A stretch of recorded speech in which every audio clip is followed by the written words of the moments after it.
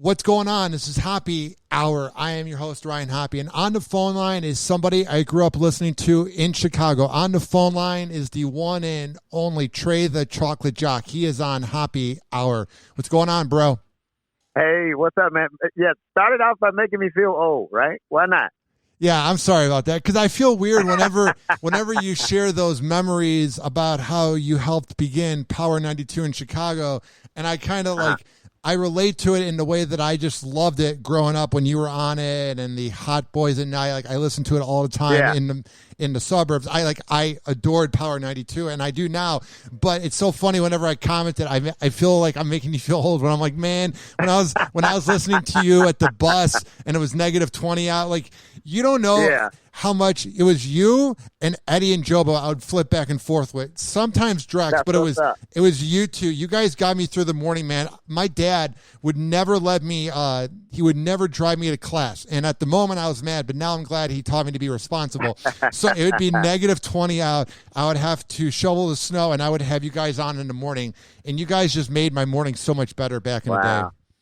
You know what, man? It's crazy because I'm getting a lot of that, man. You grew up just on YouTube the other day, actually Saturday, and just scrolling because I'm Alex Dupree and I, my co-host on my podcast, we're putting together like a documentary on some things. I don't really want to speak too much on it, so I'm just on YouTube searching, and this guy was like, he was talking about Chicago radio in the early 2000s, mid 2000s, and he had my name there, and I'm like, what is this guy talking about? So he basically said the same thing you said. He grew up listening to me.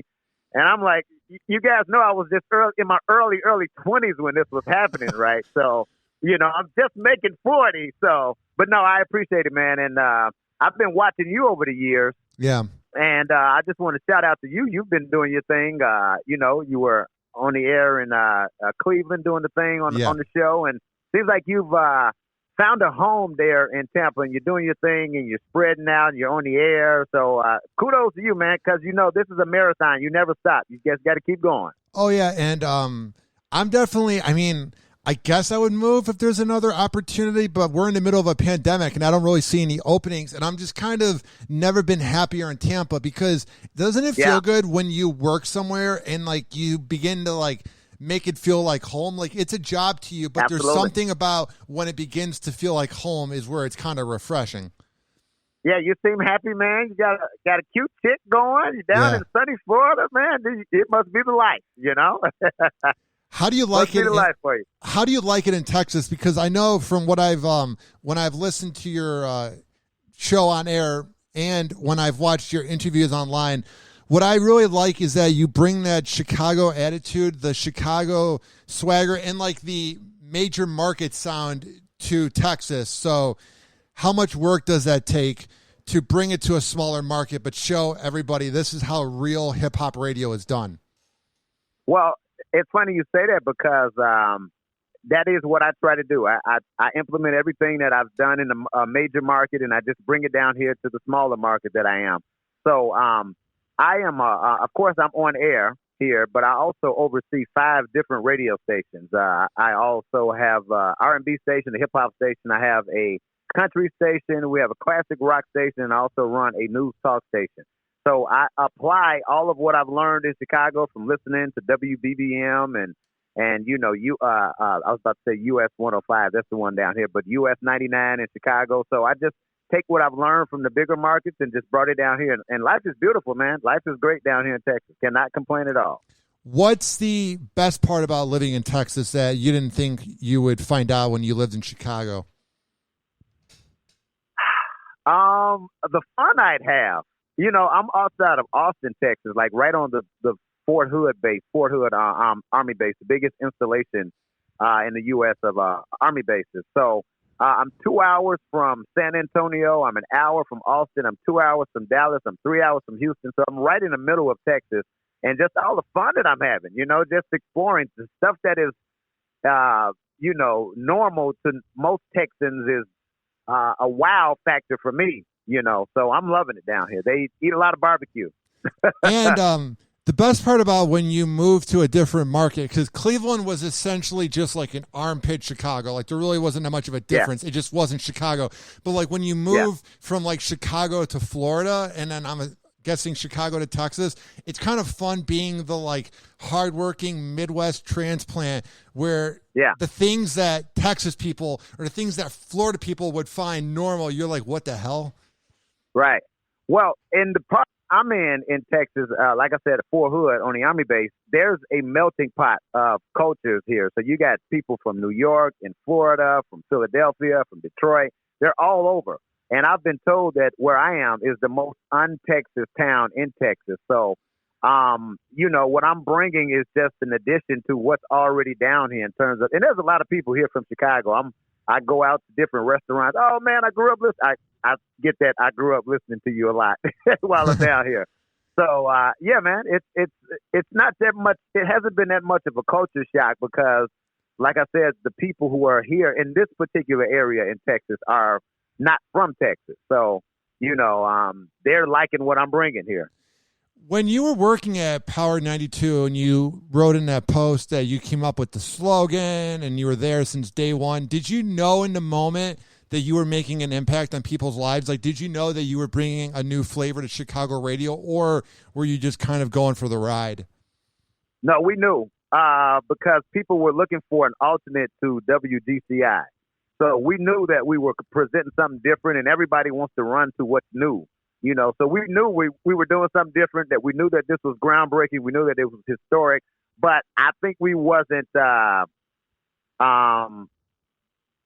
what's the word here? We weren't appreciating it. Let's put it like that. We weren't appreciating it, But I look back on it and I look at old pictures and I'm like, wow, that was great. That was a great time. So yeah, we knew what we were doing at the time.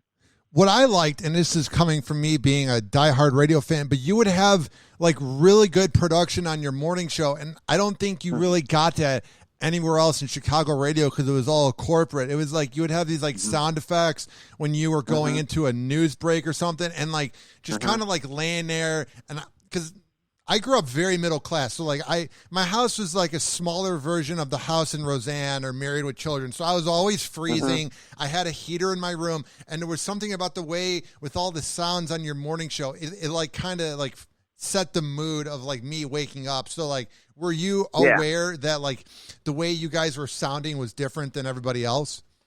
Well, I worked on a morning show. I worked on Crazy Howard McGee's morning show on WGCI, and I also was producer of that show. And as the producer, you're behind the scenes, so I'm helping.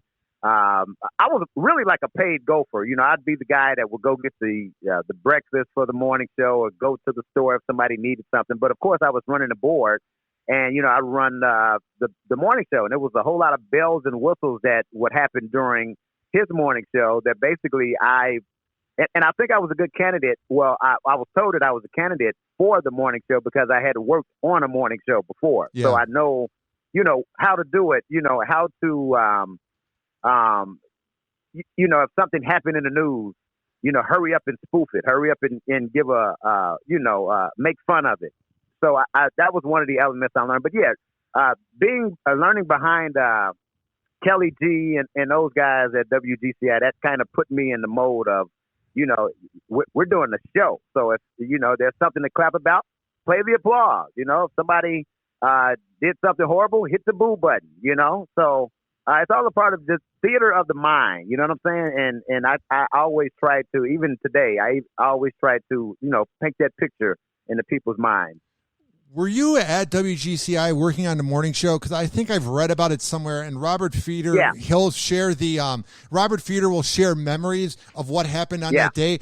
Were you working on the morning show the morning when Cow's Morning Madhouse like flipped the like frequency? And when they were on GCI? Yeah. No, I was not. I was at home listening to that, and that was so crazy. Because at the time the morning show they were transitioning. It was Steve Harvey that was doing mornings, and at that time when Steve Harvey left because Steve Harvey was doing a morning show at WGCI, and then he abandoned them. He stopped coming. He stopped showing up. Wow. Because he was doing the show in L.A. Yeah. So for a period of time, they had the producer at the time who was Jimmy Jam, and they had his co-host, Gene Sparrow. So it was those two that went to do Mancow show on Q101, and it was Mancow and his crew that came over to GCI, and that was hilarious. But no, I was a senior in high school, but I remember listening to how crazy that was. Yeah, man. Good old days. Does it make you kind of, I don't want to use the word sad, but to me, I would say the only personality radio that's left in Chicago, I would say that's non-talk radio, is probably Fred on Kiss FM. And I am also a little bit biased because I've been friends with him for 8 years, but it just seems like that era, man, of like, I guess you could say Mancow, Crazy Howard McGee, you, Eddie and Jobo, Drex, even Eric and Kathy, like back in the day. Like it seems like that era of like exciting Chicago radio. Like when I go back, I only listen to Fred. You know what I mean? Yeah. Well, I haven't listened to any of those shows, man. I'm completely honed in on my market in Texas. But when I go home, so the thinking of radio these days is if you're outside of the morning show, we don't want you to talk long. We don't want you to have any personality. Just go in there and play the music and talk about what's happening on the radio station. And, that's it. We'll pay you some money, and that's about it. So you can't be on in the morning. You can't be on outside of Morning Drive and, have an entertaining show. So that's really what it is in Morning Drive. And certain companies are like, set up, play the music, outside of Morning Drive, So I don't know, man. It's different these days. PDs are looking for different, more so social media these days. If you're a star on social media, people start putting you on the radio, and that doesn't take away from you being a social media star and you're on the radio, but it takes away the fact of coaching a radio personality to be compelling and entertaining and memorable, So it's a different level of playing these days, I don't necessarily agree with it, but I mean, it is what it is, I think it'll eventually come back to a personality radio because people, when you turn on the radio today, I can go on YouTube and Pandora and Apple Music or whatever to hear what I want to hear in terms of music, and I don't have to wait and pay attention to commercials of products I'm not going to get or buy. I can easily just go and play my music on demand. When I'm listening to the radio, I want to hear, what do you think about the George Floyd trial? What do you think about the Capitol riots? What do you think about, this type of stuff? So I just think more PDs need to coach their talent as of being personalities as opposed to just being like hype men and hype women on the radio, Yeah. It's a different day, man. It was weird. So I was driving around, man, that Derek Chauvin guilty verdict is just like a memory I'll never forget. I'll never forget this. So I was at the laundromat, and it was going on like 4:25, 4:30, and our local news is called Bay News 9, and they were like covering it, and they were covering it really well. This local news reporter was doing a great job. And then I'm like, I want to go home and watch the verdict because I'm done with the laundry. So I'm driving home from the laundromat, and I turn on the radio, and we're like 29 minutes away from like 5 or 5:01 when it was read, and like nobody was covering it besides where I work at, 102.5 The Bone. And to me, man, that was the most 2021 way to explain radio, is something that is going to be talked about forever and kids will learn about in class. Music radio is like, no, we got to play the same Doja Cat song. And I just thought that was sad, man. Yeah, that's the date. That's the time and age that we're in, man. And, sometimes this isn't done on purpose. If you're a music station, play the music. If you want to hear news, turn to the news station. So, that's how it is. But I understand what you're saying. Like, no matter what time of day it is, if there's news or breaking news, let's talk about it. That's what radio is for. But, and I always say this, you can't tell a radio owner what to do with their radio station until you own the actual station. So, that's the age we live in these days, man. I think this too. And, this might be me being very optimist, Trey, and you can shut it down real quick. But I just think nobody has balls anymore, bro. Like, I feel like you guys had so much confidence and guts to begin Power 92 and go after WGCI. And I feel like because radio is so cookie cutter, I feel like that's why it went from 98% of people listening every day to 86 in the last 10 years, is because it's the same thing. I feel like people don't want to take risks anymore. And I feel like radio executives or consultants or whoever's running this big game, I think they need to realize that you need to roll the dice. But that might just be me. No, you're right. This day and age is like with the pandemic and people losing revenue and all of that. And before the pandemic, there was a recession we were going through, and coming out of it, a lot of people aren't equipped to take risks these days. Roll with what you know that works. Yeah. That's why you keep seeing Howard Stern renewed for 10 years. And before he died, Rush Limbaugh, renewed for so many years or whatever. Because, number one, if it's working, let's keep it working. And number two, if it ain't broke, don't fix it. So if I'm making X amount of dollars with this, then I don't want to keep trying new innovative stuff. I may lose, and it's really competitive out here. So companies are just, staying smart these days and safe. Staying smart and safe. That's really what it all boils down to. What do you think it's going to do to radio in the long run? Because all the talent, I don't want to make everybody sound old, but like they're getting older, and it feels like besides a few examples in a few cities, they're not really growing talent. So how do you see this playing out? And also in Texas, what do you do to scout talent, to bring people in, to hire people? Okay, so the first part of your question, I don't think radio is going anywhere. I think it'll always be around. I think, excuse me. I think it'll always be around. There'll always be innovative. I think Pandora's starting radio where, they're going to have jocks on Pandora. You got satellite radio out here. We just have people who are doing live Facebook shows and that type of stuff. The medium will evolve, but I think radio will still stay the same. It all started in the early 90s, mid 90s, where they started having entertaining morning shows on TV. And people were asking what happened to morning radio. Where you have shows like, for instance, that's a morning show that's on TV, like in Chicago, the WGN Morning News. Yeah, that's a news show, but it's also a morning show because they're wacky, they're goofy, and they're also giving you information as well. You had shows like Good Morning America.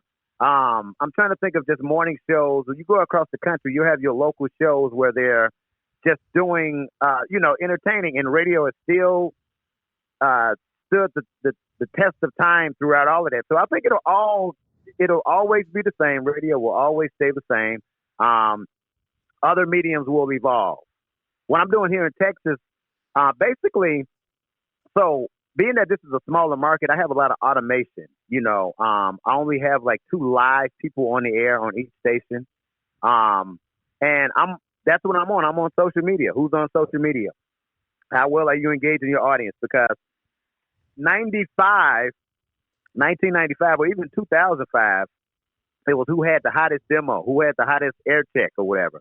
Now it's how many followers do you have and what are you doing to engage your followers? We don't care if you have any radio sense of humor or any training in that. How many followers do you have? Because people in these companies are thinking money. Yeah. If I have a guy on who has 5,000 followers, and I can promote my product on his Instagram or whatever, and I can give this person a product to be a social influencer or whatever, I'm going to roll with that person because I know that this person is bringing in results. Same way with radio and comedians. They know that this person has already had a certain amount of notoriety, and they're going to bring their audience to my audience. So that's what it's all about these days. You being able to engage an audience and bring your audience with you. So before I let you go, I ask this to all my guests, and I think you'll have a good answer. When it's all said and done, how do you want people to remember Trey the Choklit Jok on the radio? The guy who had memorable moments. I still have people that inbox me or just, I remember when you hung up on Russell Simmons. I remember when Superhead hung up on you. I remember when Rick Ross tried to fight you. These are things that have happened like 15, 16 years ago that people are still, like I had a soap opera, a produced soap opera on the air called Dem Damn Rat. It's on YouTube now, actually. people still to this day are asking, I miss them damn rests. This is stuff that has happened 15, 16 years ago when I did mornings that people still remember. So just remember, man, you are a powerful personality when you can do things and people remember those things and they stick with you, you know? So yeah, that you remember what I did on the air, that I was the guy who raised eyebrows. Because remember, people remember those people as opposed to just a regular jock, a regular guy just being on the radio, you know, talking in front of a ramp to a song and that, you know, if you're a liner jock, personalities are more remembered than just regular jocks. So just remember that. I'm going to remember something that Howard Stern said on the radio before I remember something that just pick a jock, you know, that's on the air overnight or whatever. You see what I'm saying? So yeah. 'cause these are people who have made a stamp in their market or who they're catering themselves to. For people that want to check out everything you're up to and the different attitude you bring to radio, where can they find you online and on the radio? Well, I'm on the air every day, Monday through Friday at B106, myb106.com here in Central Texas. And I'm on all social media at Trey The CJ, TreyDaCJ. Just follow me. I'll follow you back, and you can come into my world and see the cool life that I live. Well, dude, it's been a lot of fun having you on the show. It's crazy because I just was a big fan of what you did growing up. So keep up the good work. And if you're ever in Tampa Bay, hit me up.